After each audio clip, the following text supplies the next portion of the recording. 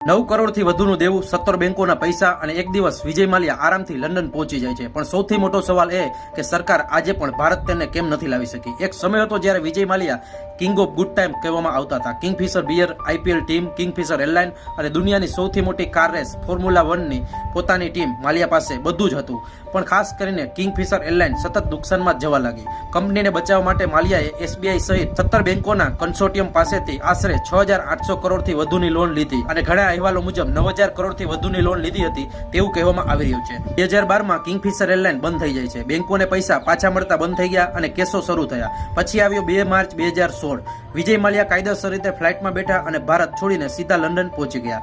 ચોંકાવનારી વાત તો એ હતી તે સમયે તેમના પર કોઈ ટ્રાવેલ બેન નહોતું, એટલે એરપોર્ટ પર કોઈએ તેમને રોક્યા જ નહીં. ત્યાર પછી ખાસ કરીને તપાસ એજન્સીઓ હરકતમાં આવી ત્યાં સુધી માલ્યા લંડન સેટ થઈ ગયા હતા. ત્યારબાદ ખાસ કરીને ઈડી, સીબીઆઈ અને બેંકોએ સાથે મળીને મોટી કાર્યવાહી શરૂ કરી. ઈડીએ ભારતમાં વિજય માલ્યાની 11,200 કરોડથી વધુની સંપત્તિ જપ્ત કરી, જેમાં ખાસ કરીને બંગલા, જમીનો, શેર અને અન્ય મિલકતો સામેલ હતી. તે વેચીને આશરે 14,131 કરોડ રૂપિયા મળ્યા. ખાસ કરીને નિર્મલા સીતારામને તે જણાવ્યું હતું કે એ પૈસા બેંકને પરત કરવામાં આવ્યા છે અને આ ઓફિશિયલ સ્ટેટમેન્ટ પણ તમે સાંભળી શકો છો. વિજય માલ્યાનો દાવો હતો કે બેંકમાંથી લીધેલી લોનની રકમ કરતા વધુ રકમ બેંકે વસૂલ કરી લીધી છે, જ્યારે બેંકો અને સરકાર કહે છે હજુ પણ સમગ્ર મામલો કાયદેસર રીતે પૂર્ણ થયો નથી. પણ સવાલ હજી સુધી એ જ છે કે ભારત વિજય માલ્યાને હજી સુધી પાછી કેમ ન લાવી શકી. તો ચાલો તમને સમજાવું. ધારો કે તમે ભારતમાં રહો છો અને ભારતમાં તમારા ઉપર કેસ થાય છે, તમે દુબઈ કે લંડન ભાગી જાઓ છો. હવે સરકાર તમને પાછા બોલાવે છે, પણ ત્યાંની કોર્ટમાં તમે કહો છો કે મને ભારત મોકલશો નહીં, મારી ઉપર જે કેસ થયા છે એ તમામ કેસ ખોટા છે, હું અપીલ કરું છું,